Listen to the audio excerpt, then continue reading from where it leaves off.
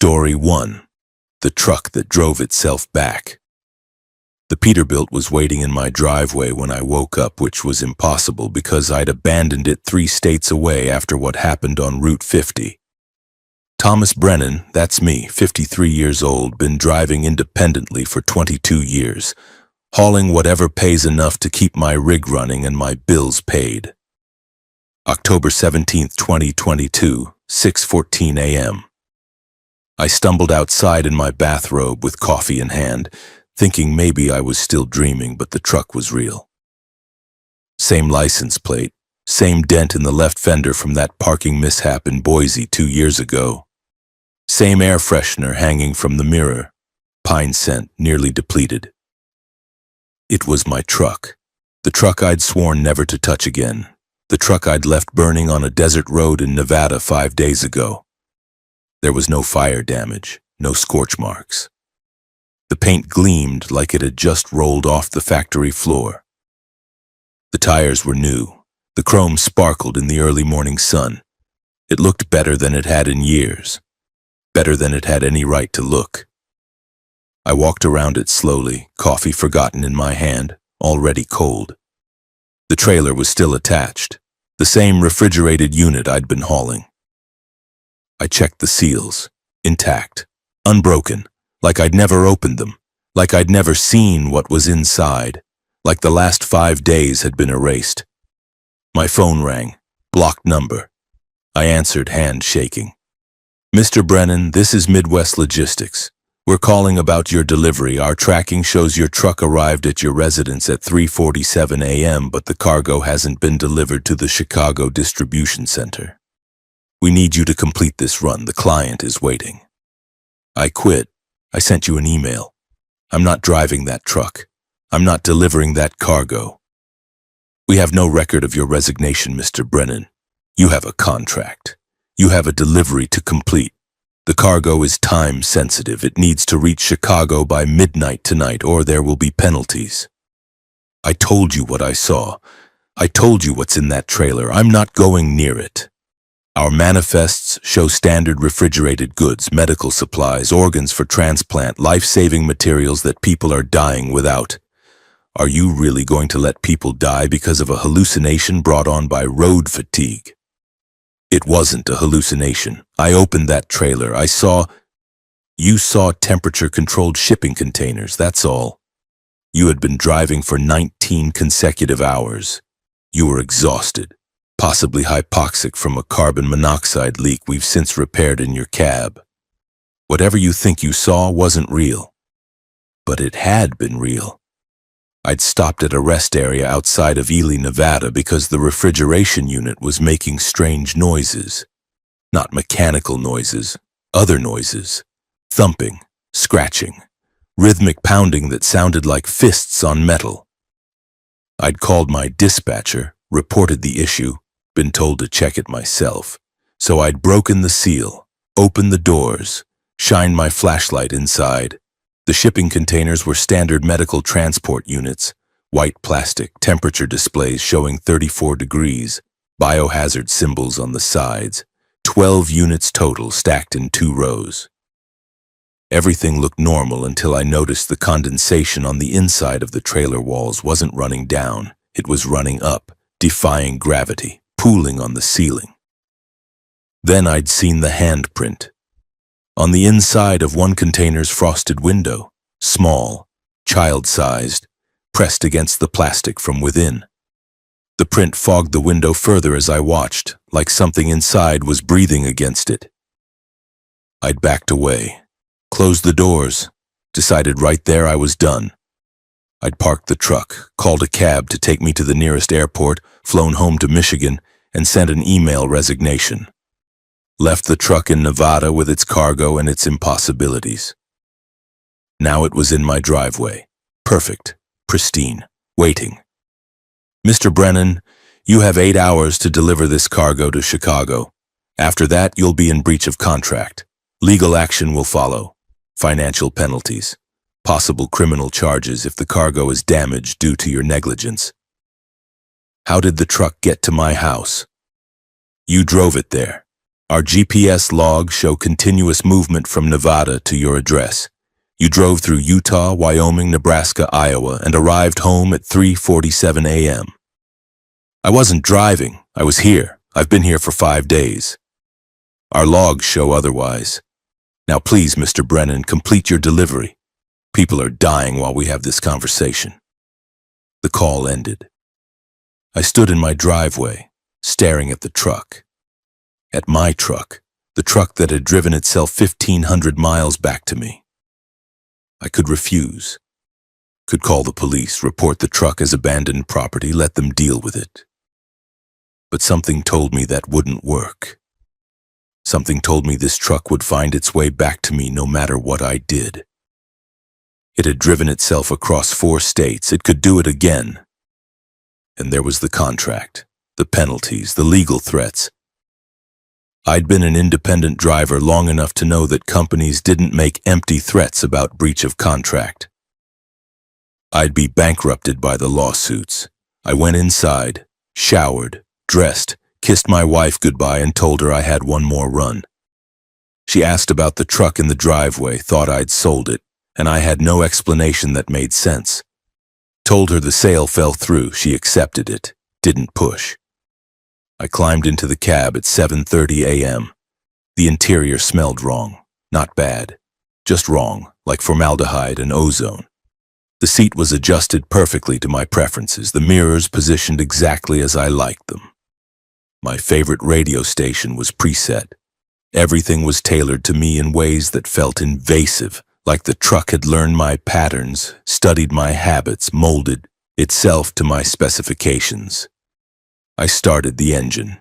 It purred smoothly, all systems normal, fuel tank full. The GPS showed a route to Chicago, 6 hours and 43 minutes, plenty of time to make the midnight deadline. I drove. What else could I do? The truck handled beautifully, better than it ever had. The steering was responsive, the brakes were perfect. The ride was smooth. It was like driving a brand new vehicle instead of my 12-year-old Peterbilt with 940,000 miles on the odometer. 2 hours into the drive on I-94 west of Battle Creek, the radio changed stations on its own. My preset classic rock station switched to static, then to a voice. Not a broadcaster, just a voice, speaking directly to me. Thomas, you shouldn't have opened the doors in Nevada. I grabbed the knob, tried to turn it off. It wouldn't turn. The voice continued. The cargo is not for you to see, not for you to know about. You have one job. Drive. Deliver. Don't ask questions, but you asked questions. You looked where you shouldn't look. Now you're connected to the cargo. Now you're part of the delivery. Who is this? I'm the dispatcher, not your company dispatcher. The real dispatcher. The one who routes the trucks that carry what can't be carried legally. The one who ensures certain cargo reaches certain destinations without interference. You've been driving for me for 3 years, Thomas. You just didn't know it. 3 years ago, I'd signed my current contract. Standard independent contractor agreement. Nothing unusual in the terms, or so I'd thought. What's in the trailer? You saw children harvested, processed, being transported to facilities that need them, for experiments, for procedures, for purposes you don't want to understand. 23 children from 4 different countries, reduced to viable biological material stored in temperature-controlled suspension. You deliver them, they get used, you get paid. Simple logistics. My stomach turned. The handprint, child-sized. I'd known. Some part of me had known and refused to accept it. I won't do it. I'll drive to a police station right now. You won't. Because the truck won't take you there. Watch. I turned the wheel, aiming for the next exit. The wheel fought me, turned itself back to center. My hands were on the wheel, applying pressure, but the truck steered itself. Kept driving west toward Chicago. I tried the brakes. Nothing. The pedal was dead. The truck drives itself now, Thomas. Has been since Nevada. You abandoned it, so it reclaimed itself. Drove back to collect you, because you're part of the contract. The truck needs a driver, not to steer, not to brake, just to be present, to take responsibility, to sign the delivery forms when we arrive. I'll jump out. I'll bail at the next rest stop. The doors don't open until delivery is complete. You're locked in. Part of the cargo now. Part of the shipment. You deliver the children, then the truck delivers you. Delivers me where? To the next pickup, then the next delivery, then the next pickup, forever. You're a driver, Thomas. You drive. That's all you do. That's all you'll ever do. The truck owns you now. I tried the door handle. Locked. The windows wouldn't roll down. The sleeper berth partition had sealed itself. I was trapped in the cab with no way out, being driven by a truck that no longer needed me except as a biological signature. The miles passed. The truck maintained perfect speed, perfect lane position, perfect following distance. Other drivers couldn't tell anything was wrong. They just saw another semi heading down the interstate. But I knew. I was cargo now. Human freight being transported alongside the children in the trailer behind me. We reached Chicago at 9:47 p.m. The truck navigated surface streets without my input, steering through the industrial district south of the city. Pulling up to a warehouse with no name and no signs. Just an address, 4721 South Ashland. The loading dock door opened. The truck backed in with precision I could never have achieved manually. Workers in hazmat suits approached. Began unloading the trailer. I watched in the mirrors. Watched them remove the 12 containers. Watched them carry away the biological material that had once been 23 children. Then they approached my cab. Opened the door. It unlocked for them even though it had been sealed for me. Pulled me out. Thomas Brennan, one said, checking a tablet. Contract driver. Logged 847,000 miles in 3 years. Acceptable performance. You'll do. Do for what? The program. Permanent assignment. You saw the cargo. That's a violation. But you also completed the delivery despite knowing. That shows reliability, so instead of termination, you get reassignment. You'll drive routes indefinitely, special cargo, sensitive materials, things that can't be questioned. They led me to another truck, newer Peterbilt, already running, trailer already attached. Your wife has been notified you're taking a long-haul contract. 6 months, no home time. She'll receive payments. She'll be fine. You'll never see her again, but she'll be fine. You can't do this. This is kidnapping. This is your contract, Thomas. Page 47, subsection 12. Contractor agrees to specialized routing at company discretion, including extended assignments without prior notification. You signed it. You agreed. Now you drive. They pushed me into the new truck. The door locked behind me. The GPS showed a destination 1,847 miles away. Rural Montana, middle of nowhere. The radio crackled to life. Thomas, this is your dispatcher, your permanent dispatcher. You have 72 hours to deliver this cargo. The trailer contains 34 viable subjects. Do not open the doors. Do not stop except for fuel. Do not communicate with anyone. Just drive. I've been driving for 4 months now, since October. Different truck, but same story. Cargo I can't see. Destinations I don't choose.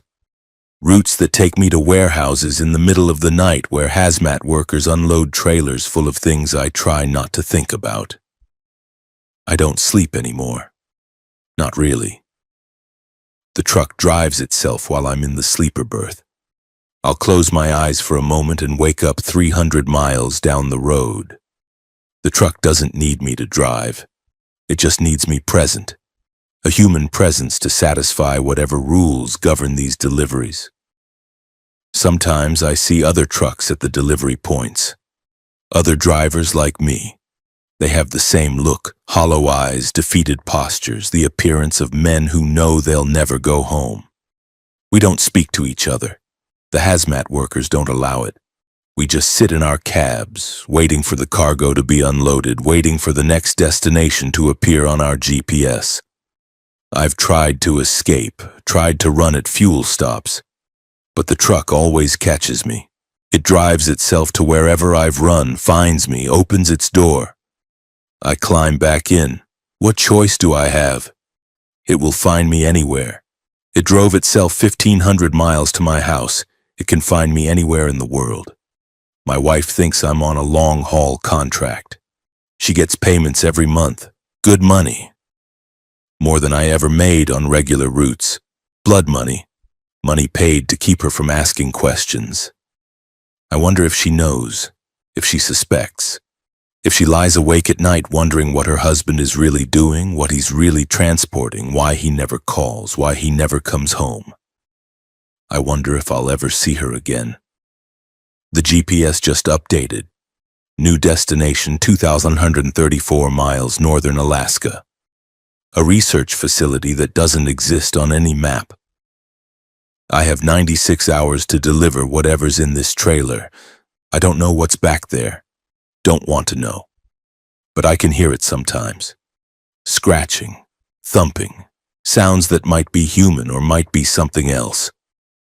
The truck is already steering toward the highway, already routing to the destination. I'm just cargo now. Human freight, a driver who doesn't drive, a contractor who can't quit. A man who looked inside a trailer and saw too much. The truck drives itself. I'm just here for the signature. Just here to accept responsibility for cargo I never wanted to carry. This is my life now. Forever.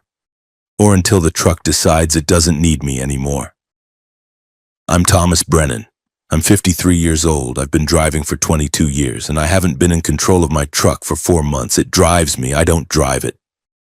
And somewhere in the trailer behind me, something is screaming. I pretend not to hear it. I pretend I'm just a driver making a delivery. I pretend this is normal. But I hear it. I always hear it. And I know that someday I'll be in one of those containers, being delivered somewhere, turned into biological material, reduced to viable product. The truck will find a new driver then. Someone who makes the mistake of looking inside, someone who sees too much, someone who can't escape. The truck is always looking for new drivers. The truck always needs someone to sign the delivery forms. The truck always finds its way back. I should never have opened those doors in Nevada. Should never have looked. Should have just driven, just delivered, just signed. Now I drive forever and the cargo keeps screaming. And the destinations keep getting stranger. And I know I'll never go home. The truck owns me now. I'm part of the inventory, part of the shipment, part of the contract that never ends. 4121 South Ashland, Chicago, that's where it started. That's where they took my life. Now I drive, that's all I do, that's all I'll ever do. The truck makes sure of it. Story 2. The mile marker that counts your victims. Mile marker. 666 appeared on Interstate 80 in Wyoming, and the number changed to 7 the moment I passed it. Lawrence Mitchell, 47 years old, driving for J.B. Hunt for 9 years. Hauling electronics from San Francisco to Omaha. November 29, 2022, 11:53 p.m. I'd driven I-80 through Wyoming maybe 50 times over the years. Knew every mile marker, every rest stop, every fuel station. There was no mile marker 666. The highway jumped from marker 665 to 667, standard practice. Superstitious drivers complained about route numbers with 666, so transportation departments usually skipped them. But tonight there it was, a reflective green sign by the roadside, 666, and underneath in smaller letters, Victims ahead. 7. I blinked, looked again. The sign was already behind me, but I'd seen it clearly. Victims ahead. 7. What the hell did that mean? Then I saw a mile marker 6L67, except it didn't say 6L7, it said Victim 1 0.3 miles. My hands tightened on the wheel. This was wrong. Mile markers don't change their numbers. They don't display messages. They're just markers, static, unchanging. But there it was, clear as anything, A sign saying I'd reach victim 1 in .3 miles. I should have pulled over, should have stopped and figured out what was happening. But something kept my foot on the accelerator. Curiosity, or something darker. Some part of me needed to know what victim 1 meant. .3 miles passed quickly at 70 miles per hour, about 16 seconds. Then I saw it, a deer, standing in the right lane, frozen in my headlights, eyes reflecting green. I swerved left, avoided it easily, but as I passed, the deer exploded, not from being hit, it just burst apart. Blood and meat and bone fragments showering across the highway. Like an invisible truck had struck it at the exact moment I would have if I hadn't swerved. In my rearview mirror, I saw the carcass, mangled, destroyed, exactly as it would have looked if I'd hit it, but I hadn't hit it. I'd missed by 6 feet. Mile marker 6:68 appeared. Victim 2, 1.7 miles. No, this wasn't happening. I'd just seen a deer die from a collision that never occurred. Now another marker was predicting another victim in 1.7 miles. I grabbed my CB radio. Anyone on I-80 westbound in Wyoming, you got a copy. Something weird is happening with the mile markers. Anyone else seeing this? Static. Then a voice. You mean the victim countdown? Yeah, we see it. Everyone sees it. You're on the Devil's Mile now, started at 600 to 66, right? You've got 7 victims in front of you, unavoidable. You're going to kill 7 things before you reach mile marker 673. That's how the Devil's Mile works. I didn't kill that deer. I missed it. Doesn't matter. The mile doesn't care about physical contact. It cares about causality. You were the cause of that deer's death. Your presence on the road at that exact moment. Your headlights made it freeze. If you hadn't been there, it would have crossed safely. You killed it. Victim 1. That's insane. That's the Devil's Mile. 7 victims between 666 and 673. Could be animals, could be people, could be anything alive. But you'll be the cause of 7 deaths before you leave this stretch.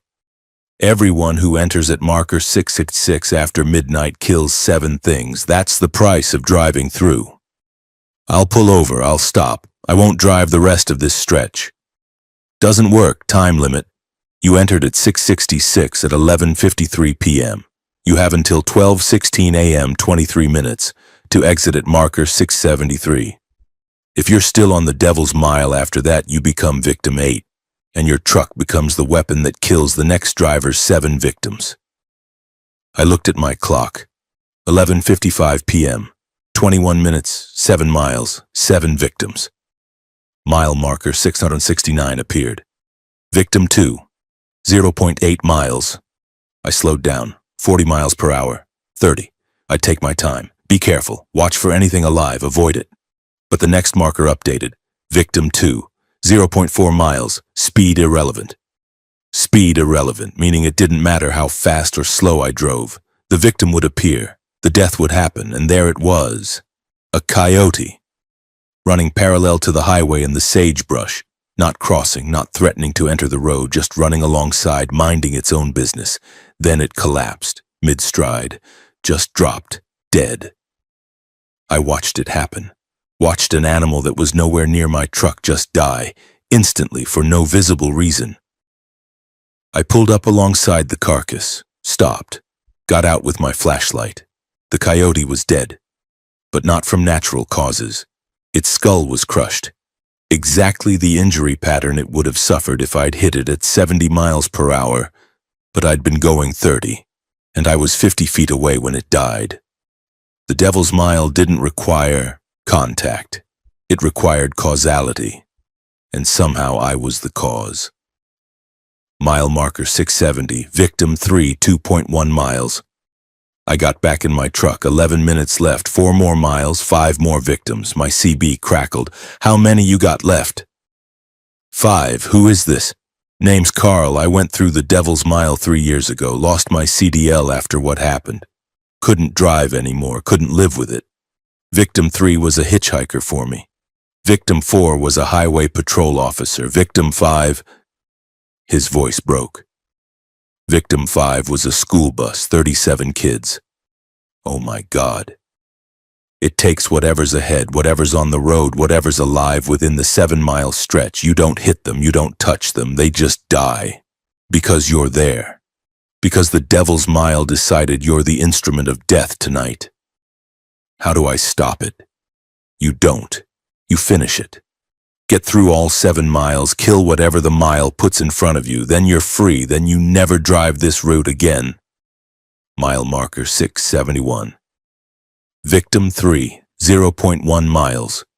Ahead, pulled onto the shoulder with hazard lights flashing, was a car. A sedan. Someone having vehicle trouble. I could see a figure standing by the trunk. Man, middle-aged. Cell phone light illuminating his face as he tried to call for help. I was in the left lane, passing him safely, not even close to him. He dropped the phone, clutched his chest, collapsed against his car. Heart attack. I watched it happen, watched a man die of cardiac arrest while I drove past. Victim 3, I should have stopped. Should have called 911, should have helped. But I had 8 minutes left and 4 victims remaining. If I stopped, I became victim 8. The mile would kill me and my truck would be used to kill the next driver's 7 victims. I kept driving. Mile marker 672, victims 4, 5, 6, 7, 1.00 miles, simultaneous event. 4 victims in one location, 1 mile ahead. Simultaneous deaths. What could kill 4 things at once? Then I saw them, a family. Station wagon pulled over on the shoulder, parents and 2 kids outside the vehicle, stretching their legs. The kids were playing, running in circles, laughing. 4 people, 1 family, victim 4 through 7. I was in the left lane, going 40 miles per hour. I wasn't going to hit them. I was nowhere near them, but as I passed, I saw the other vehicle. Semi-truck. Coming westbound in the eastbound lanes, wrong way, headlights bearing down. The driver's cab was empty, no one at the wheel. The truck was driving itself. It crossed the median, straight toward the family. I honked, flashed my lights, tried to warn them. But they couldn't hear me over their kids' laughter, couldn't see the truck approaching from behind them. Impact. The driverless semi hit them at 80 miles per hour. All 4, killed instantly. I pulled over, shaking, vomiting. This wasn't coincidence. This was orchestrated. The devil's mile had created this scenario, had sent a driverless truck, probably the vehicle of a previous victim 8 who'd run out of time, to kill the family, to complete my 7 victims. I was the cause. If I hadn't entered at marker 666, that truck wouldn't have crossed the median at that exact moment. The family wouldn't have stopped at that exact location. The timing was too perfect, too precise. I was responsible for 7 deaths. Deer, coyote, hitchhiker, heart attack victim, family of 4. Mile marker 673 appeared. Exit Devil's Mile, victim count 7, quota fulfilled. I passed the marker at 12:15 a.m., 1 minute before my deadline. The road returned to normal, mile marker 674, then 675. Standard markers. No messages, no predictions, no victim counts. My CB crackled. You made it, 7 victims. You're free, but you'll carry them forever. Every driver who survives the Devil's Mile carries their 7. We remember their faces, remember their deaths. Remember that we caused them even though we never touched them. Why does this happen? What is the Devil's Mile? Old curse. Goes back to the 1800s. Railroad used to run through here. Construction crew hit a Shoshone burial ground. Medicine man cursed the route. Said every traveler would become death, would kill 7 souls. When they built I-80 over the old railroad grade, the curse transferred. Now it's mile marker 6 to 673, 7 miles, 7 deaths forever.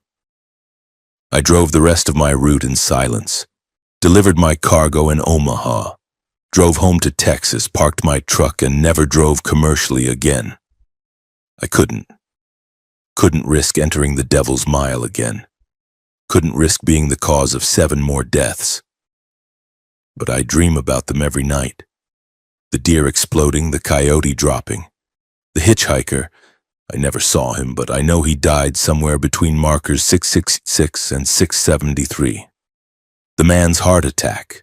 The family obliterated by a driverless truck.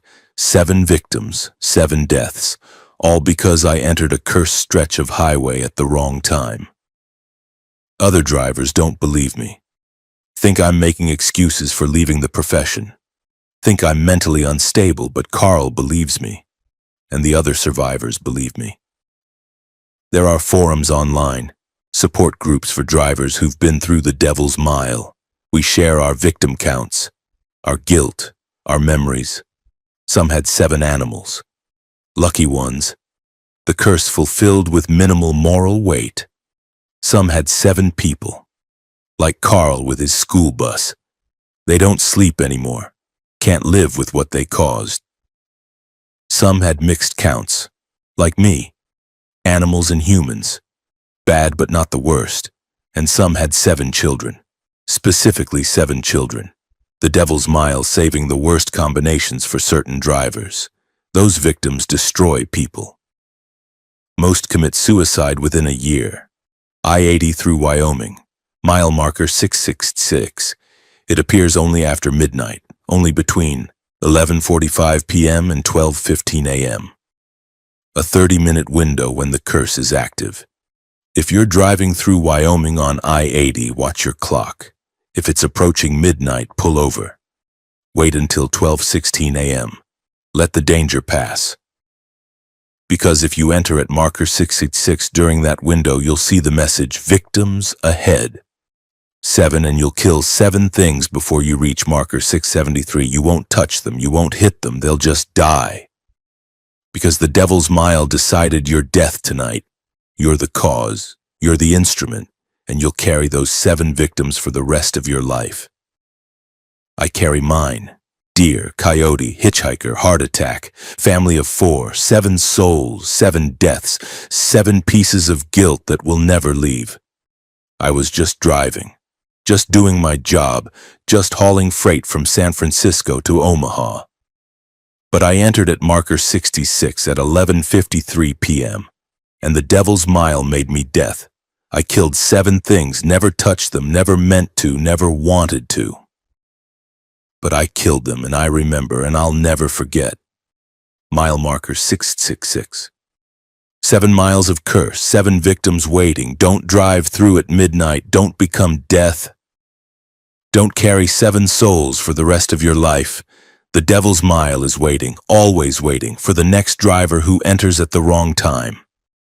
Don't let it be you. Story 3, the logbook that writes itself. My electronic logbook was recording hours I hadn't driven and routes I hadn't taken. And when I checked the entries, they detailed trips to locations that don't exist. Raymond Foster, 61 years old, driving for Schneider for 34 years. Currently hauling steel coils from Gary, Indiana to Nashville, Tennessee. December 14th, 2022, 3:17 p.m. I was reviewing my logs, standard weekly check to make sure everything was compliant, when I noticed entries I didn't recognize.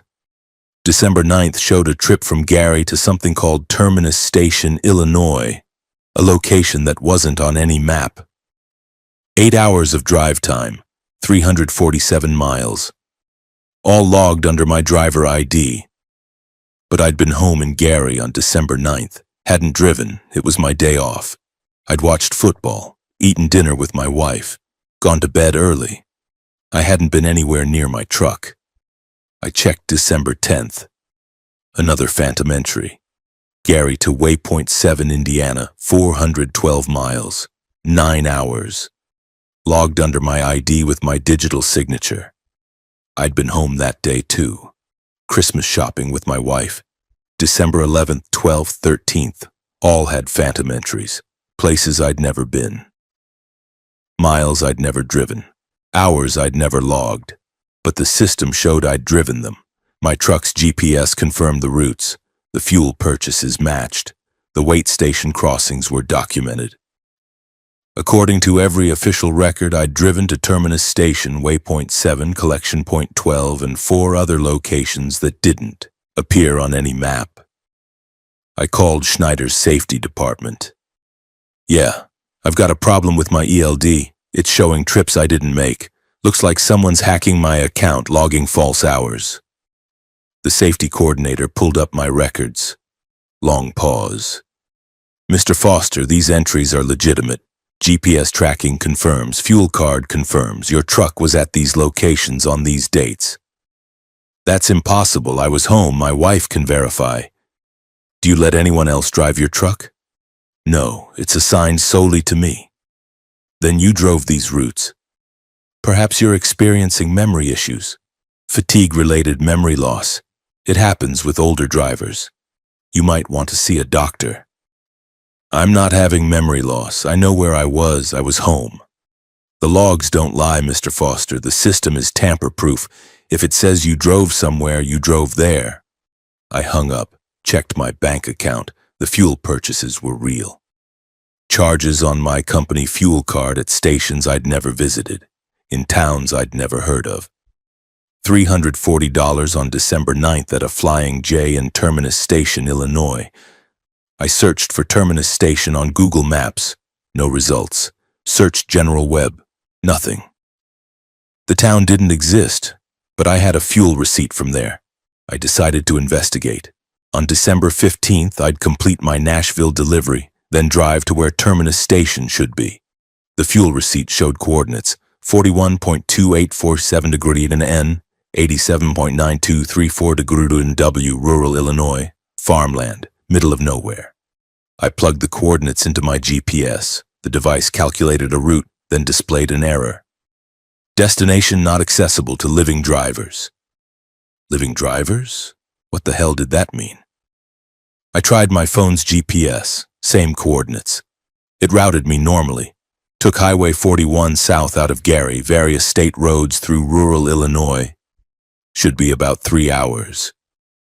I delivered in Nashville on schedule, then turned around and headed back north, following my phone's GPS toward those coordinates, toward Terminus Station, toward an answer. The route took me through increasingly isolated areas. Farmland gave way to empty fields. Empty fields gave way to abandoned properties. I passed a sign. Terminus Station, POP, 0 EST 1847, abandoned 1952. So it had existed 70 years ago, but it was gone now. Why was my logbook showing deliveries to an abandoned town? I reached the coordinates at 11:47 p.m. There was nothing there, just an empty field. Overgrown grass, no buildings, no roads, no sign of the Flying J where I'd supposedly bought fuel 4 days ago. Then I saw it, just for a moment. A flicker, like a video glitch. For maybe 3 seconds, buildings appeared. A truck stop, a Flying J diesel pumps, parking area with trucks, all translucent, all ghostly. Then gone. I blinked. Looked again, nothing but empty field. My CB radio crackled to life. Unit 747, this is Terminus. Dispatch. You're early for your pickup. Manifest won't be ready until midnight. Please wait at the designated staging area. Who is this? How do you know my unit number? You're on the roster, Raymond. You've been making deliveries for us for 6 days. Terminus Station to Waypoint 7 to Collection Point 12. Standard route. You're one of our regular drivers now. I've never been here. I don't know what you're talking about. Your logbook says otherwise. Check entry December 9th. You picked up 73 souls at Terminus Station. Delivered to Waypoint 7, then picked up 112 more. Delivered to Collection Point 12. You're in the transportation network now. You haul for us every night while you think you're sleeping. My blood went cold. What are souls? Exactly what it sounds like. Deceased individuals awaiting transportation to their final destinations. We run the logistics network. Trucks collect them from death sites, deliver to processing stations, then redistribute to final locations. Heaven, hell, limbo, reincarnation centers. depends on the soul's destination. We need drivers, living drivers. Their trucks can cross between the living world and the death logistics network. That's where you come in. I never agreed to this. You signed a contract. Page 73 of your employment agreement. Driver agrees to make themselves and their vehicle available for supplementary routing as determined by extended logistics partners. You signed it 34 years ago. Been hauling souls every night since. You just didn't remember because we suppressed the memories. Until now. Why can I remember now? Because you're dying, Raymond. Stage 4 pancreatic cancer. Undiagnosed. You'll be dead in 3 months. So we're transitioning you from temporary memory suppression to permanent employment. When you die, you'll become a full-time soul hauler, driving forever, transporting the dead to their destinations. That's your afterlife assignment. I felt sick, not from the cancer revelation, though that was devastating, but from the implications. You're saying I've been driving dead people around every night for 34 years? Not people, souls. Consciousness separated from bodies, stored in containment units, loaded onto your trailer. You drive them where they need to go. Very important work. The Death Logistics Network moves 60,000 souls per day in North America alone. We need drivers like you, reliable, punctual, good safety record. I want out. You can't get out. The contract is binding beyond death. You'll drive for us in life and in death. The only difference is whether you remember. We've been kind, let you forget, let you think you were just a steel hauler. But now that you're dying, there's no point in maintaining the fiction. You might as well know what you really do. I checked my logbook again. The phantom entries were more detailed now. I could read descriptions of the cargo. 73 souls, vehicular accidents, Midwest region, destination, waypoint 7 for processing. 112 souls, natural causes, Indiana, Illinois, destination, collection point 12, holding pattern. My trailer, the one I thought carried steel coils, was apparently loaded with containment units full of souls, dead people, waiting to be delivered. I walked back to my trailer, opened the doors, steel coils, that's all. 5 coils perfectly secured, exactly what my manifest said I'd loaded in Gary. But when I blinked, I saw different cargo, translucent containers, thousands of them stacked floor to ceiling, each containing a faint glow. A consciousness, a soul, another blink. Back to steel coils. The two realities were overlapping. I was simultaneously hauling steel in the living world and souls in the death network. My truck existed in both places. I existed in both places. This is hell, I whispered. The CB, no, Raymond, this is logistics. Hell is a destination, not a profession. You're just a driver. You move cargo. The cargo happens to be souls. It's honest work. Honest? You've been using me without my knowledge for 34 years. And paying you. Check your retirement account. You'll find it's quite robust. 7 figures. Far more than a steel hauler should have accumulated. That's soul hauling compensation. You've been well paid for your service. I checked my account on my phone. My retirement fund, which I thought had grown through standard contributions and market returns, was showing $1.7 million in. Impossible. I'd never earned enough to save that much. Blood money, I said. Soul money, the voice corrected. Every delivery pays well. You've made thousands of deliveries. You're wealthy, Raymond. And when you die, you'll continue earning. Soul haulers in the afterlife get benefits too. No sleep required, no fatigue, no aging. You'll drive forever, accumulating wealth you can spend in the afterlife economy. It's a good deal. What if I refuse? What if I park this truck and never drive again? You'll die in 3 months anyway. Cancer doesn't care about your employment status. And when you die, the contract activates fully. You'll be assigned a ghost truck. You'll drive the routes whether you want to or not. At least right now you have a choice about how you spend your last 3 months. You can drive, make deliveries, earn money your wife will inherit. Or you can sit home waiting to die and she gets nothing. The calculation was cruel. I was dying. The cancer was real. I could feel it now that I knew to look. The weight loss I'd attributed to stress, the fatigue I'd blamed on age, the occasional pain I'd ignored, all symptoms of cancer that had been growing silently. 3 months to live. I could spend them driving, making money for my wife, doing the job I'd apparently been doing for 34 years without knowing it.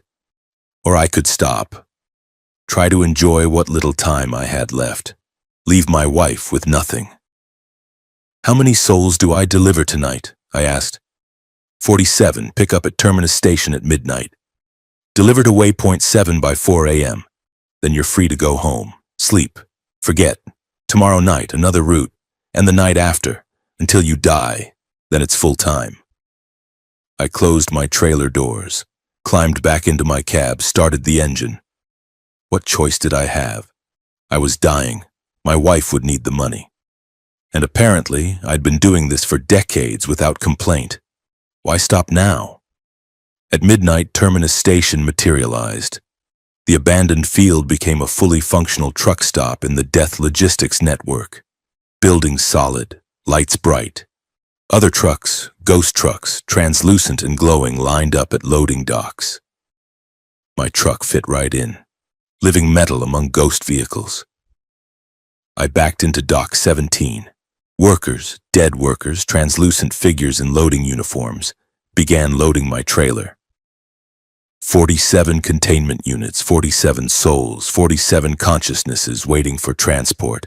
I could see them now. Faces in the containers, men, women, children, all dead, all waiting. Some looked confused, some looked peaceful, some looked terrified. I was hauling the dead. I'd been hauling the dead for 34 years, and I'd die hauling the dead. And then I'd continue hauling the dead forever. The most disturbing part? It felt normal, familiar, like muscle memory kicking in. I'd done this thousands of times. My hands knew the procedures, my mind knew the routes. This was my real job. Steel hauling was just the cover. The conscious world excuse for where I went at night. I delivered the souls to Waypoint 7, another ghost facility, offloaded the cargo, received my next assignment. 73 souls, pickup at collection point 12, drove there, loaded, delivered to Terminus Station, loop complete. I returned home at 5:17 a.m. Crawled into bed next to my wife. She stirred. Long night? Yeah. Steel delivery ran late. Well, you're home now. Sleep. I slept and dreamed of driving, of ghost roads and translucent cargo, of souls stacked in containment units waiting for delivery. Waiting for me to take them wherever the Death Logistics network sent them. This is my life now. My afterlife in training. I drive, I deliver, I haul souls instead of steel. The logbook writes itself because I drive routes I don't remember. Routes between the living world and the death network. Routes I've been driving for 34 years without knowing. And in 3 months, when the cancer finishes what it started, I'll drive those routes forever. No sleep, no rest, no escape, just loading. Delivering, picking up, delivering, forever. I'm Raymond Foster. I'm 61 years old. I've been a truck driver for 34 years, and I just found out what I've really been hauling. The logbook knows. The logbook has always known. Now I know too. And there's no turning back. Story 4. The cargo that whispers your name. The freight I loaded in Memphis started saying my name 3 hours into the drive. And by the time I reached Nashville, it knew things about me I'd never told anyone. Michael Torres, 38 years old, driving for U.S. Express for 6 years. Hauling what my manifest described as commercial textiles from Memphis to Cincinnati. January 22nd, 2023, 9:44 p.m. The warehouse had been strange from the start, Unmarked building in an industrial district, no company signs, just an address. The loading crew wore full-face respirators even though textiles don't require respiratory protection. They loaded 23 pallets wrapped in black plastic, secured them without speaking, and handed me papers to sign without making eye contact. I should have questioned it, should have refused, but the pay was triple my normal rate, $3,000 for a single run. I had child support payments, medical bills from my daughter's surgery. I needed the money, so I signed, closed the trailer doors, started driving. The whispering began just south of Jackson, Tennessee.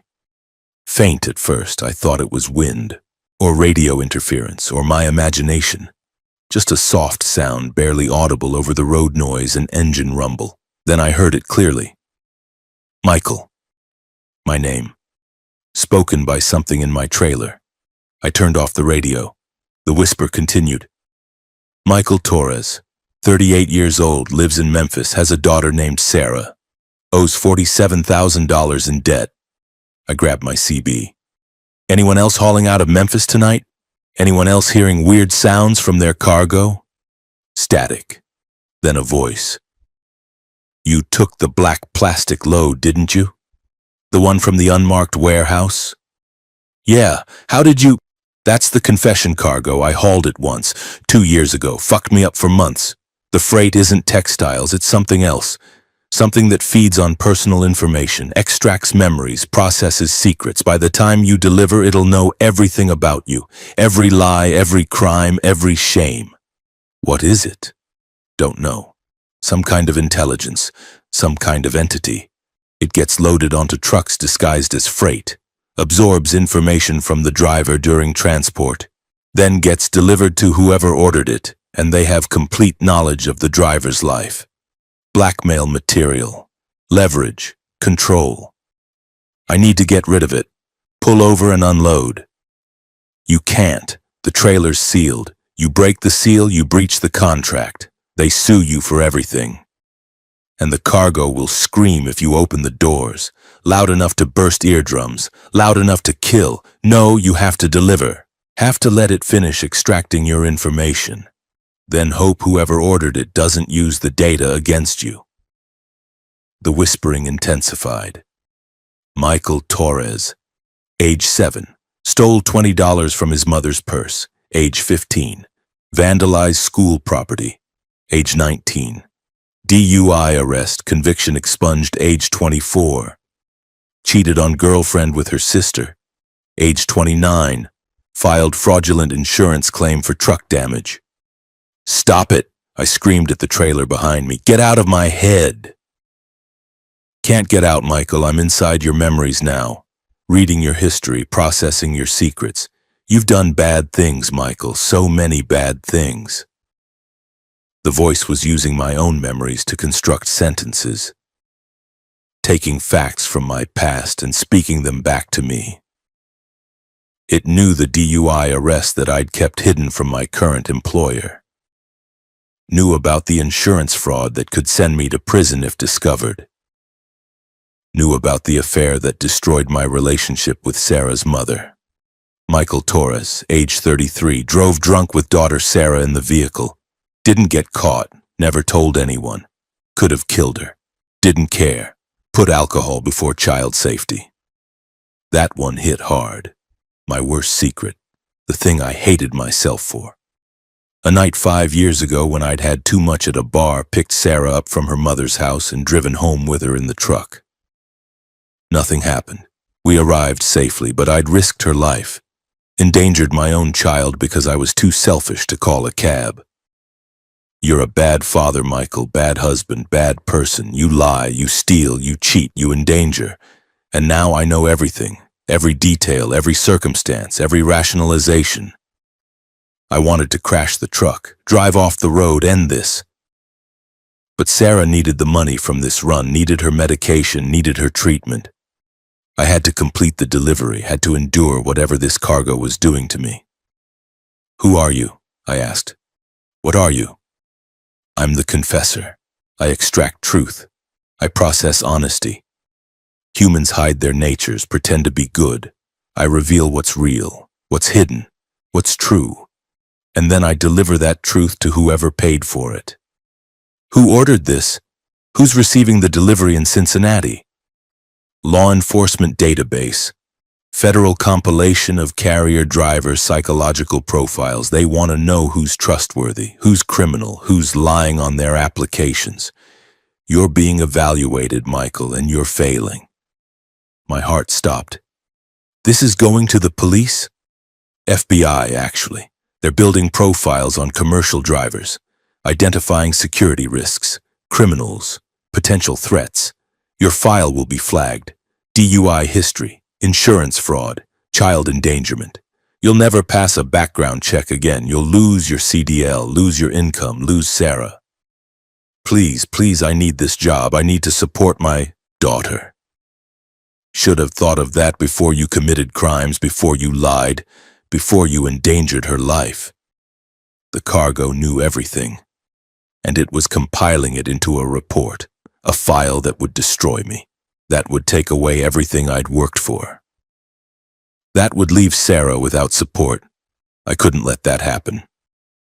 I took the next exit, pulled into an empty truck stop parking lot, walked back to my trailer. The seal was intact. Breaking it would breach contract. But maybe I could reason with the cargo. Maybe I could negotiate.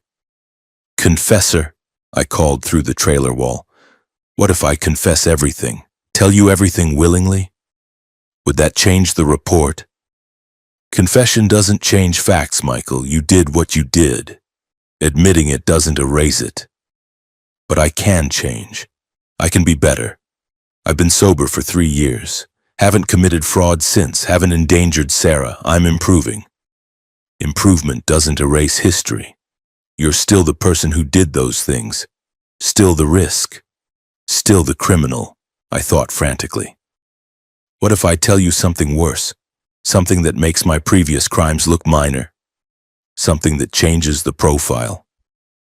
I already know everything. I've extracted all your memories. Not all. There's something I've never remembered, something buried, repressed. You haven't found it because I genuinely don't remember it, but it's there. And it's worse than anything in your report. Silence. The confessor was considering. Access the memory, show me. I closed my eyes, tried to remember. Forced myself to think back to the blank period. Age 13. 6 months I couldn't recall. My parents had told me I'd been sick, hospitalized. But I had no memories of it. I pushed, forced my mind to access whatever was hidden. And suddenly images flooded back. The hospital, but not as a patient, as a visitor, visiting my uncle who was dying, who was gasping and crying and begging for help. And 13-year-old Michael had stood there, watching, holding the pillow he'd used to, oh God. Yes, the confessor whispered. Now I see. Age 13, murdered your uncle. Euthanasia, you told yourself, mercy killing. He was suffering, but it was still murder, still killing, still taking a life. That's the secret, that's the buried truth. I collapsed against the trailer. The memory was fully back now. Uncle David, terminal cancer, in agony, begging to die, and I'd helped him, held the pillow over his face while he stopped struggling, while he died. The family had thought it was natural. Heart failure from the cancer. No one investigated. No one suspected a 13-year-old child. I'd murdered someone and buried the memory so deep I'd convinced myself it never happened. That changes the profile, the confessor said. Murder is a higher tier offense. Your file is being reclassified. Federal investigation will be initiated. You'll be arrested, tried. Sarah will lose you not just as a provider, but as a father entirely. Prison. Life sentence, probably. You killed someone, Michael. That doesn't go away. I'd destroyed myself. Trying to save my profile, I'd revealed something worse. Something that would take away everything forever. Unless, the confessor continued, you make a deal. What deal? I can suppress the murder. Leave it out of the report. Include only the minor crimes, DUI, fraud, endangerment. Those are career-ending but not prison-worthy. You'd lose your CDL, find new work. Stay with Sarah, not ideal but survivable. What do you want in exchange? 10 more runs. 10 more loads like this. You'll haul me once a month for the next 10 months. Each time I'll extract information from a different driver, build profiles, compile data. You'll be the delivery vehicle for knowledge extraction. In exchange, I protect your worst secret. You want me to help you blackmail other drivers? I want you to transport me. What I do with the information isn't your concern. The deal is simple. 10 runs and your murder stays hidden. Refuse and I include everything in this report. I had no choice. If the murder came out, I'd lose everything. Sarah would grow up visiting me in prison. I'd be labeled a killer. Destroyed completely. I agree. 10 runs. Contract accepted. Report will be modified. Delivering sanitized profile to Cincinnati. You'll receive instructions for run 2 next month. I completed the delivery. Backed into a federal facility in Cincinnati, government workers unloaded the pallets. I received payment. $3,000, blood money, blackmail money. Payment for selling out my own history and agreeing to help extract other drivers' secrets. That was 6 months ago. I've completed 6 runs since then. Each time, the confessor extracts information from me during transport, builds on its knowledge, deepens its leverage, and each time, I deliver it to whoever ordered the profile. Sometimes law enforcement, sometimes private companies, sometimes individuals who want dirt on specific drivers. I'm a tool, a vehicle for psychological extraction and data compilation. And I can't stop. 4 more runs. 4 more months of hauling the confessor, of letting it whisper my name and speak my secrets and use my truck to blackmail other drivers. Sarah knows something's wrong. She asked why I've been so quiet, why I don't smile anymore, why I flinch when trucks pass. I can't tell her. Can't explain that her father is a murderer who made a deal with sentient cargo to avoid prison. The whispers continue even when the confessor isn't loaded in my trailer. I hear them in my sleep, in quiet moments, a soft voice calling my name, reminding me what I am, what I did, what I've agreed to. Michael Torres, murderer, blackmailer, accomplice, bad father, bad person. It's right. I am all those things, and for 4 more months I'll keep being them, keep hauling the cargo that knows everything, keep helping it extract other drivers' secrets, keep destroying lives to protect my own. Because the alternative is Sarah visiting me in prison, knowing her father is a killer, growing up without support, without protection, without me. So I drive, and I deliver, and I let the cargo whisper my name, remind me what I am, what I did, what I've become. The confessor knows everything, and it owns me now. 4 more runs, 4 more deliveries, 4 more months of being the vehicle for truth extraction, then maybe it'll release me, maybe I'll be free, or maybe it'll want 10 more runs, and 10 after that, and I'll haul it forever. A permanent tool for blackmail and extraction, a driver who can never refuse, never escape, never stop hearing his name whispered by cargo that knows every sin. Michael Torres, 38 years old, murderer, accomplice, slave to sentient freight that speaks secrets. That's who I am. That's what I've become, and the cargo won't let me forget. Story 5. The truck stop that charges for your memories. The fuel pump at the crossroads. Truck stop in rural Oklahoma charged me $247.50, but when I checked my receipt, the itemized list included premium diesel $87.50, childhood memory, age 8, Christmas morning, $161. Kenneth Walsh, 55 years old, been driving for 31 years across multiple companies, currently independent hauling agricultural equipment from Tulsa to Amarillo. February 8, 2023, 4:37 p.m.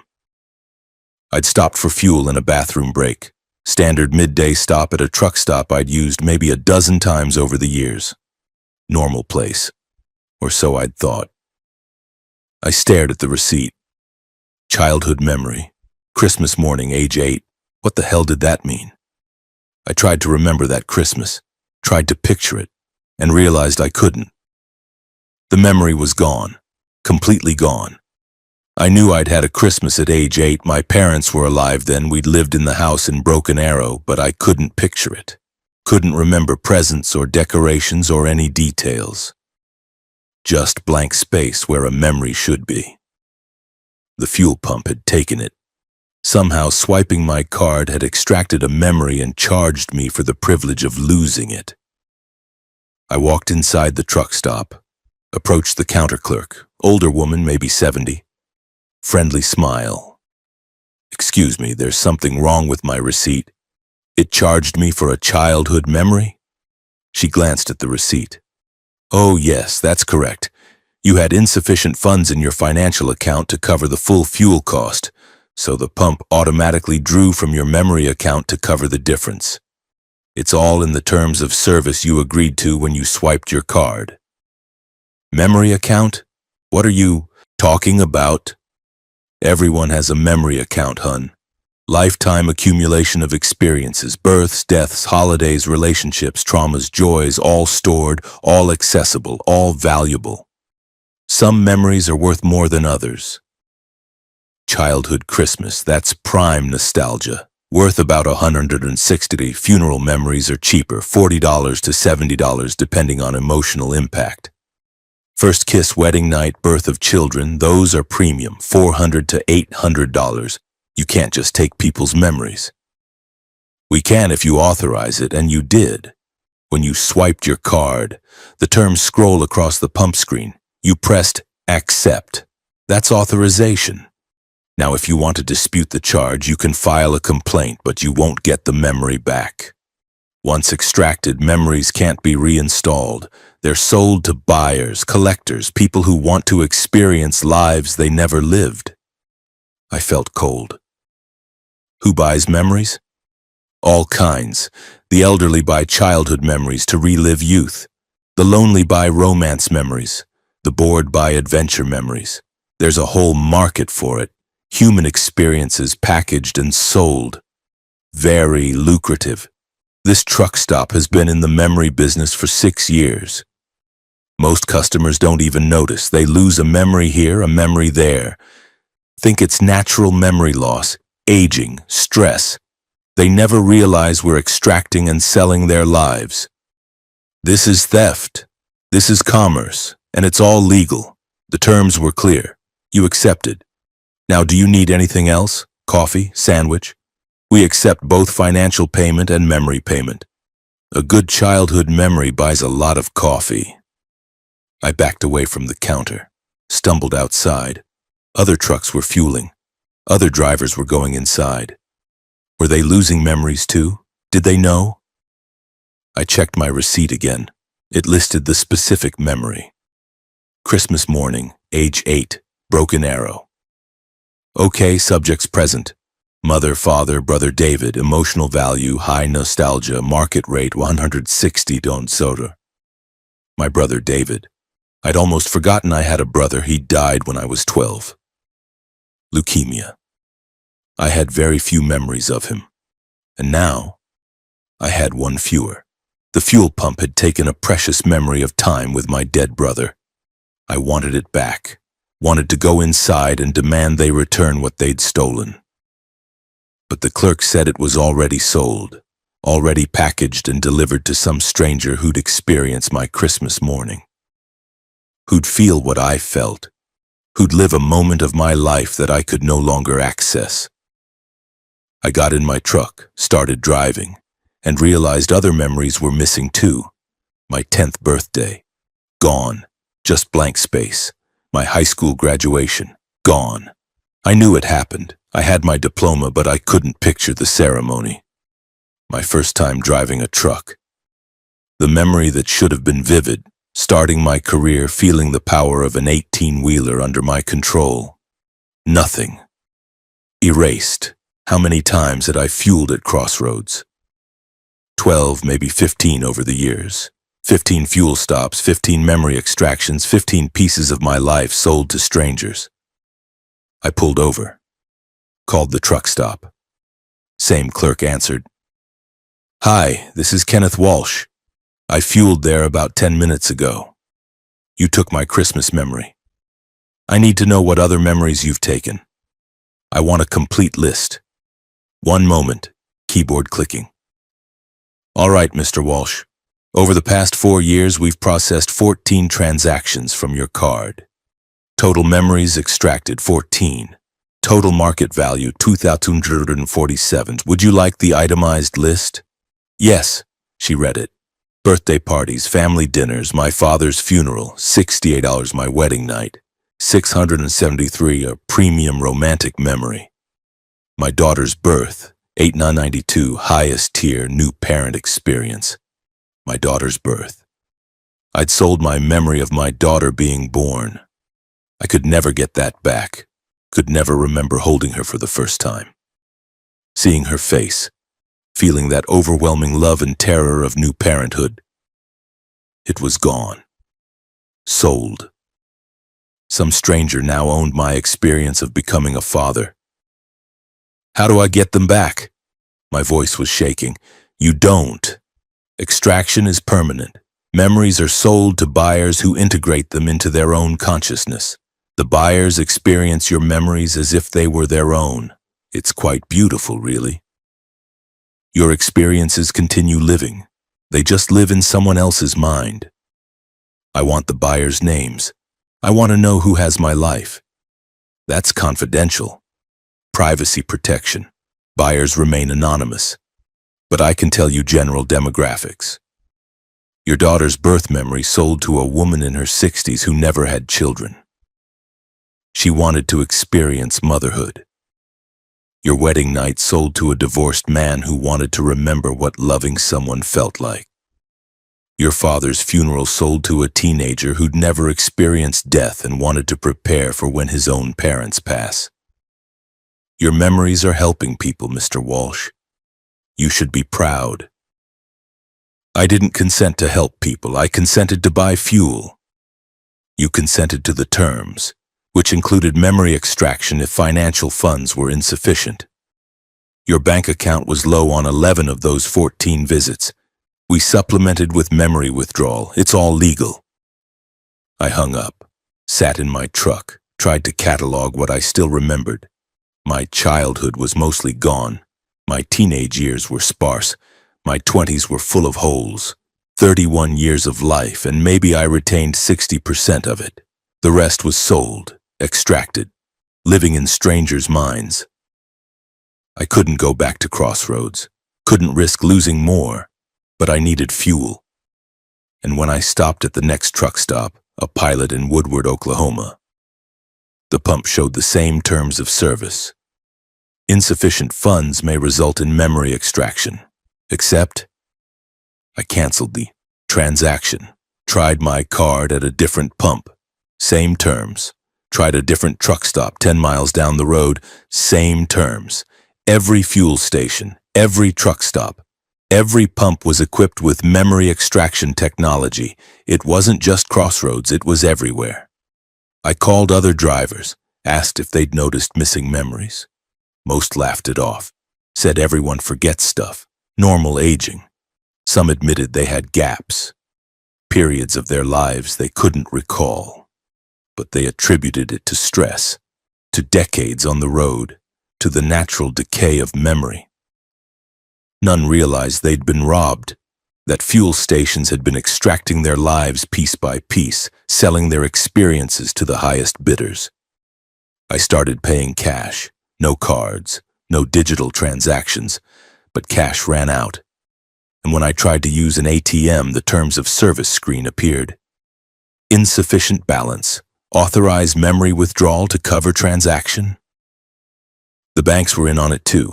The entire financial system was supplemented with memory extraction. When people ran low on money, the system dipped into memory accounts. Taking experiences, selling them, creating a secondary economy built on stolen lives. I couldn't escape it. couldn't function in modern society without digital payments, and every digital transaction came with terms that allowed memory extraction. Over the next 3 weeks, I lost more memories. My daughter's first words, 437, my mother's last words before she died, 284, my first successful truck delivery, 156, my brother David's funeral, 203, I was being erased, piece by piece, transaction by transaction. My life was being sold to strangers while I forgot I'd ever lived it. I tried to sue, filed complaints, called attorneys. But the terms of service were airtight. I'd accepted them, pressed accept on screens without reading, authorized the extractions. It was all legal, all binding, and I wasn't alone. Millions of people were losing memories, fueling vehicles, using ATMs, buying groceries. Every transaction carried hidden terms. Every low balance triggered extraction. The entire population was forgetting their lives while corporations packaged and sold their experiences. The memory market was worth billions. Childhood memories sold to the elderly. Romance memories sold to the lonely. Adventure memories sold to the timid. Human experiences had become commodities. Lives were products. And no one noticed because everyone was losing their memories too gradually to realize. I'm 55 years old. Been driving for 31 years. And I remember maybe 15 of those years clearly. The rest is fog, gaps, blank spaces where my life used to be. I don't remember my daughter's birth, don't remember my wedding, don't remember my brother, don't remember Christmas at age 8 when my family was whole and happy. Those memories live in other people now, strangers who bought my life, who experience my joys and sorrows, who own my past while I forget I had one. This is the price of modern commerce, the hidden cost of low bank balances and digital transactions. We're all selling ourselves, piece by piece, memory by memory until we're hollowed out, empty, walking through lives we can't recall living. I still drive, still haul freight, still fuel at truck stops, still watch the terms of service scroll past and press accept because I have no choice. And each time I lose a little more. A memory from my teens, a moment with my wife, a conversation with my daughter, all extracted, all sold, all gone. Soon I won't remember why I became a trucker, won't remember the routes I've driven, won't remember my name. I'll just be an empty body driving an empty truck through a life I've forgotten. And somewhere a stranger will remember for me, will experience my memories, will live my life, while I forget I ever lived it at all. Kenneth Walsh, 55 years old, 31 years driving, 15 years remembered. The rest was sold at truck stops, extracted at fuel pumps, stolen one transaction at a time. Read your terms of service. Don't press accept without understanding what you're authorizing, because you're not just buying fuel, you're selling your life, and you can never buy it back. Story 6. The Convoy That Never Ends.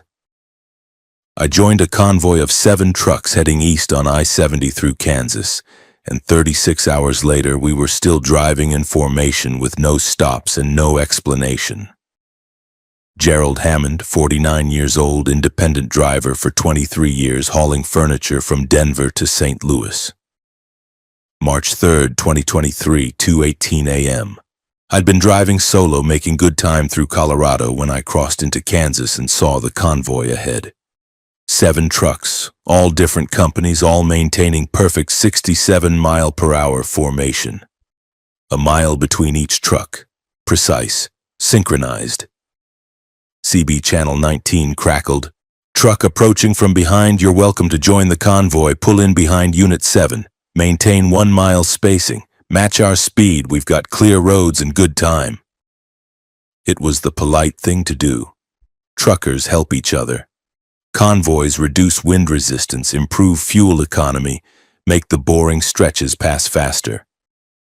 I accelerated, pulled in behind the 7th truck, a Werner white Freightliner, and matched speed. 67 exactly. "Welcome to the convoy," the CB voice said. "You're Unit 8 now, stay in formation, we're making excellent time." The first hours were normal. We rolled through Kansas in perfect unison, 8 trucks moving like one organism, through Goodland, through Colby, through Hayes. Dawn came. The convoy didn't stop, didn't slow, kept driving. My fuel gauge dropped toward a quarter tank. I called on the CB. "Unit 8 here. I need to break off for fuel in Salina." "Negative, Unit 8. Stay in formation. Fuel isn't necessary." "My tank's at a quarter. I need to stop." "Fuel isn't necessary. Stay in formation." I ignored the instruction, took the Salina exit, or tried to. My steering wheel wouldn't turn. My truck kept driving straight, locked in formation. I pushed harder on the wheel. Nothing. The vehicle was controlling itself. "Unit 8, we told you, stay in formation. You can't leave the convoy. None of us can." "What are you talking about? I'm low on fuel. I have to stop." "Check your gauge again." I looked. Full tank. It had been at a quarter 30 seconds ago. Now it showed completely full. Impossible. "The convoy provides," the CB voice said. "Fuel regenerates, food appears, exhaustion disappears. The convoy takes care of us. We just have to drive. Forever." "Forever? What do you mean forever?" "We joined this convoy 3 years ago. Unit 1 joined 5 years ago. We haven't stopped since, haven't slept, haven't eaten, haven't left the highway. We just drive. East on I-70, day after day, week after week, year after year. Perfect formation, perfect speed, perfect convoy." I laughed nervously. "That's impossible. You'd run out of fuel. You'd crash from exhaustion. We would, if this were a normal convoy. But you joined the ghost convoy, the one that never ends, the one that's been driving this route since 1987. Some drivers are original members. Been in formation for 36 years, never stopped, never will." I checked my odometer. It was spinning rapidly, hundreds of miles rolling by per minute. But I was going 67. The math didn't work. Unless... "Time moves differently in the convoy," the voice explained. "We're driving faster than physics allows, covering distances that shouldn't be possible at this speed. We passed St. Louis an hour ago, passed Chicago 2 hours ago. We're in Ohio now. Soon we'll be in Pennsylvania, then we'll loop back, return to Colorado, start the route again." I looked out my window. The landscape was blurring. Kansas fields became Missouri forests, became Ohio hills in seconds. We were covering states in minutes. Impossible speed, impossible distance. Why can't we stop? Because the convoy has momentum. 36 years of continuous driving creates energy that can't be stopped. If we tried to brake, the physics would collapse, the trucks would disintegrate, we'd vanish, so we keep driving, forever. Adding distance, adding speed, adding momentum. My food supplies, snacks and drinks I'd packed kept replenishing. Every time I ate something, it reappeared in my bag. Water bottles refilled themselves. I wasn't tired despite being awake for 30 hours straight. The convoy was sustaining me, keeping me functional, keeping me driving. How do I leave? You don't. You're Unit 8 now, part of the formation, part of the momentum. You'll drive with us until the convoy finally ends. When does it end? When 8 becomes 80. When 80 becomes 800. When we've recruited enough trucks that the momentum becomes unstable and the whole convoy collapses into nothing. Might take another 30 years, might take 100, but eventually we'll destabilize, vanish, and all of us will die simultaneously. I don't accept that. I'm breaking formation. I tried everything. Brakes wouldn't engage, steering wouldn't respond, engine wouldn't shut off. The truck was locked in convoy mode, driving itself. I was just a passenger in my own cab.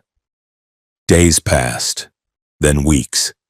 The convoy completed loops, Colorado to Pennsylvania to Colorado, over and over. My daughter called, I answered. Told her I was on a long haul, couldn't explain. She heard the road noise, believed me. Months passed. I stopped counting loops, stopped trying to escape, just drove, maintained formation. Became part of the convoy consciousness. Now I'm Unit 8. Been in formation for 9 months. We're at 10 trucks now. 2 more joined. Soon we'll be at 12, then 20, then 50. Each new truck adds momentum, adds speed, adds distance.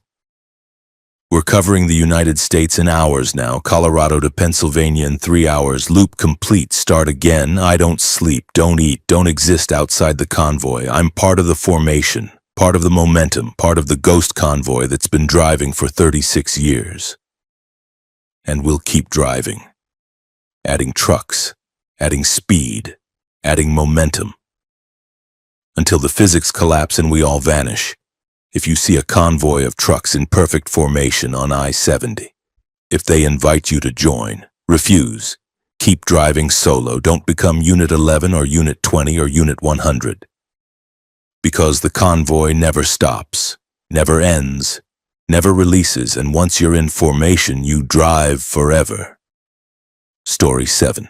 The truck stop that charged in years. The fuel pump wouldn't accept my credit card, so I went inside and the cashier said, "That'll be 7 years, 3 months, and 12 days.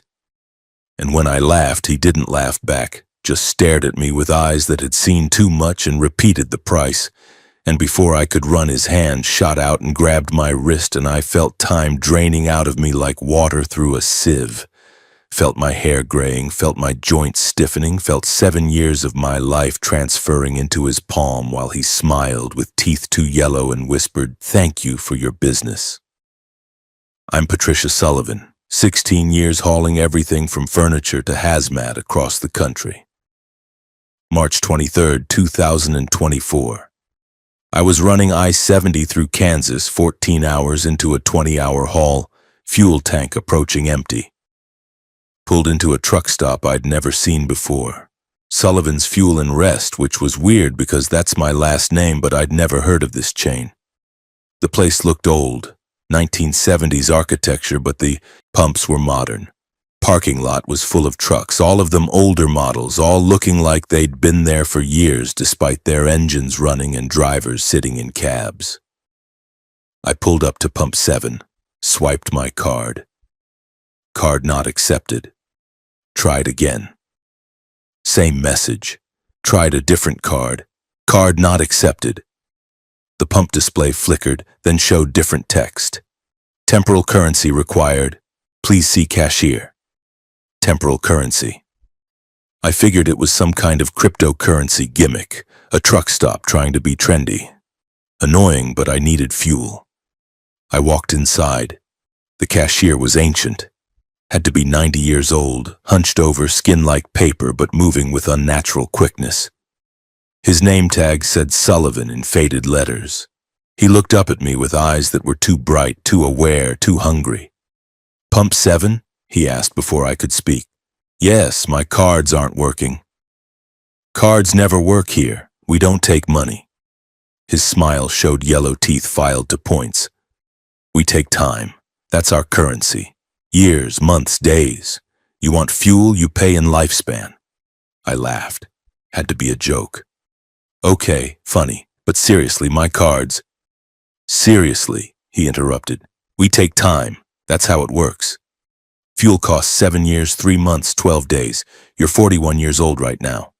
Pay the price, you'll be 48 years, 3 months, 12 days older instantly. But your truck gets filled. Fair trade." I stared at him. This was insane, impossible, but something in his eyes told me he was serious. Completely terrifyingly serious. "That's not possible. You can't charge me in years." "Can I?" He reached across the counter, grabbed my wrist before I could pull away. His grip was iron strong despite his age. And I felt it. Time flowing out of me, seconds draining away, aging me, stealing my life and transferring it into his ancient body. I jerked free after only 3 seconds, but the damage was done. I looked at my hands, rougher, more wrinkled. Checked my reflection in the window. New gray hairs, deeper lines around my eyes. 3 seconds of contact had aged me 3 days. And he'd only been taking the sample, the appetizer. The full transaction would take 7 years in an instant. You felt it, he said, not a question. You understand now. This truck stop exists outside normal time. We're in a pocket, a bubble where time moves differently. And we charge in the only currency that matters here. You want fuel, you pay in lifespan. You want food, you pay in months. You want a shower, that's 3 weeks. Everything has a price measured in time. I backed toward the door. I'm leaving. I'll find another truck stop. Look outside. I did. The highway was gone. Where I-70 should be was just gray void, empty space, nothing. The truck stop was isolated, floating in temporal nowhere. The other trucks in the parking lot. I realized now they weren't just old, they were ancient. Some dated back to the 1950s, 1960s. And their drivers, visible through cab windows, were desiccated corpses, mummified behind steering wheels. Dead, but still somehow present. Still parked at Sullivan's Fuel and Rest, still waiting for something. What happened to them? I asked. They couldn't pay. Tried to steal fuel, steal food, steal services. So we took everything. Every year they had left, aged them to death in seconds. They're still here as warnings. Don't steal, don't cheat. Pay the price or pay the ultimate price. My truck was still at pump 7, fuel tank empty. I couldn't leave without fuel. The highway was gone anyway, but even if it reappeared, I'd never make it anywhere on empty. I was trapped. I can't pay 7 years. I need those years. Everyone needs their years, but you need fuel more. What's 7 years against dying here? Against being stranded in the void? Pay the price. Fill your tank. The highway will reappear. You'll continue your route. You'll just be a bit older. Small price for survival. Other people entered the store, other drivers who'd pulled in for fuel or food. The cashier called out prices. 12 years, 8 months. 4 years, 2 days. 23 years, 7 months. All of them hesitated. All of them tried to negotiate. None succeeded. Eventually they approached the counter, extended their hands, let the cashier grab their wrists. I watched as they aged in seconds. 40-year-old men becoming 50, 60. 30-year-old women turning 40, 50. Hair graying, skin wrinkling, bodies deteriorating in fast forward while the cashier extracted years and stored them somehow, transferring them into jars behind the counter, literal containers full of stolen time glowing with faint light. Those who paid walked out older but alive, returned to their trucks, drove away as the highway reappeared for them, let them leave the temporal bubble. Those who refused, who tried to run or fight or steal. The cashier moved with impossible speed, grabbed them, took everything. I watched a man in his 30s aged to 90 in 10 seconds, collapse into dust, get swept up and added to the corpse trucks outside. Your choice, the cashier said to me. Pay 7 years or pay everything. I looked at my truck, looked at the void where the highway should be, looked at the corpse trucks parked eternally in the lot. I didn't want to be one of them, didn't want to die here, turned to dust, forgotten. I approached the counter, extended my hand. 7 years, 3 months, 12 days for fuel? That's the price. What if I can't afford it? What if I don't have 7 years left? Then you'll pay what you have and be added to the collection outside, but looking at you, you've got plenty, you're healthy. Could live to 80, 90, 7 years is nothing, you'll barely miss it. That was a lie. 7 years was everything. 7 years was my daughter's high school graduation, her college years, her wedding. 7 years was thousands of sunsets I'd never see, hundreds of books I'd never read, countless moments stolen. But I didn't have a choice. I let him grab my wrist, felt time flowing out, yanked from my body like blood from a wound, felt my cells aging, telomeres shortening, DNA degrading. Felt 7 years compressed into 7 seconds of accelerated aging. Gray hairs sprouted across my head. Lines deepened around my eyes and mouth. My joints stiffened, my vision blurred slightly. My skin lost elasticity. When he released me, I was 48 years old, 7 years older than I'd been when I pulled into the truck stop 15 minutes ago. "Pump 7 is active," the cashier said. "Fill up, have a nice day." I stumbled outside. The highway was back, I-70 stretching east and west, normal reality restored. But I was different, aged, diminished. I'd paid in years and the cost was visible, tangible, permanent. I filled my tank, watching the numbers climb. Gallons added, years lost. The fuel seemed to glow faintly, like it was mixed with something other than petroleum, like it contained essence of time, concentrated lifespan, the extracted years of everyone who'd paid at Sullivan's Fuel and Rest. I drove away, back onto I-70, continuing my route, but everything felt different, harder. My back hurt, my eyes were tired. My hands on the wheel looked like my mother's hands, older than they should be. I pulled over 20 miles later, checked myself in the mirror. Definitely older, not dramatically but noticeably. 7 years gone in 7 seconds. Stolen by a truck stop that existed in a temporal pocket, charging prices in currency that couldn't be refused. I called my daughter. She answered, "Mom, you sound different." "I'm fine, just tired." "You sound older." I couldn't tell her the truth. Couldn't explain that I'd just paid 7 years of my life for a tank of fuel. She wouldn't believe me. No one would. That was 3 months ago. I've avoided that stretch of I-70 since then. Taken longer routes, burned more fuel, wasted time to avoid the place that charges in time. But I've heard from other drivers. Sullivan's Fuel and Rest appears on different highways, different states. Always when you're running low on fuel, always when you're desperate, always when you have no choice but to stop. And it always charges in years. Some drivers have paid multiple times, aging decades over a few months. One guy I talked to looked 70 but swore he was 45. Another woman looked ancient, hunched and frail, but was only 38. They'd been caught multiple times, forced to pay over and over, watching their lives drain away tank by tank.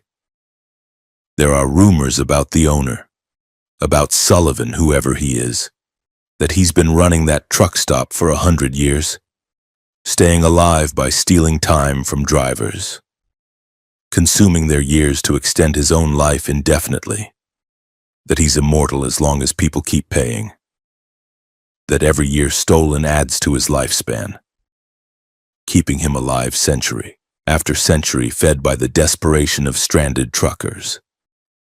I don't know if that's true, but I know the place is real, know the cost is real, know that somewhere on American highways there's a truck stop that charges in currency more valuable than money, and you pay whether you want to or not.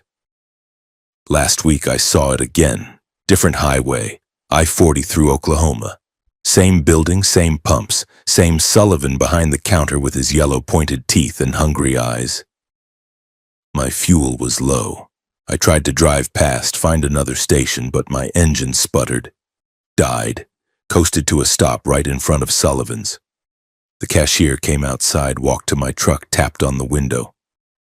"Welcome back, Patricia. Need fuel?" "Same price as last time. 7 years, 3 months, 12 days. Or we could discuss a membership program, 20 years paid up front, unlimited fuel for the rest of your life. You'd be 61 instantly, but you'd never worry about fuel again. Think about it." I didn't take the membership, paid the 7 years again. Now I'm 55 years old despite being only 42 by calendar. I've paid 14 years total, lost over a decade of life to fuel tanks that needed filling. How many more times will I be forced to stop there? How many more years will I lose before my truck finally breaks down permanently or I run out of years to pay? I'm writing this as a warning. If you drive commercial, if you run long hauls through empty stretches of highway, watch your fuel gauge. plan your stops. Never let yourself get desperate enough that Sullivan's Fuel and Rest becomes your only option.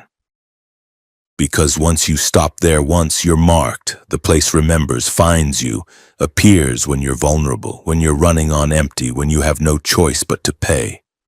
And the price is always the same. Years, months, days, pieces of your life stolen tank by tank, feeding something ancient and hungry that lives in a temporal pocket on America's highways. My daughter is getting married next year. I'm supposed to walk her down the aisle, but I'm aging fast, losing years every few months. By her wedding, I might look like her grandmother instead of her mother. That's the real cost, not just years, moments, memories, milestones. Everything that makes life worth living stolen by a truck stop that charges in currency you can't refuse to pay. If you see Sullivan's Fuel and Rest, drive past. Risk running out of fuel, risk being stranded, risk anything except stopping there. Because time is the one thing you can never get back. And Sullivan collects it all.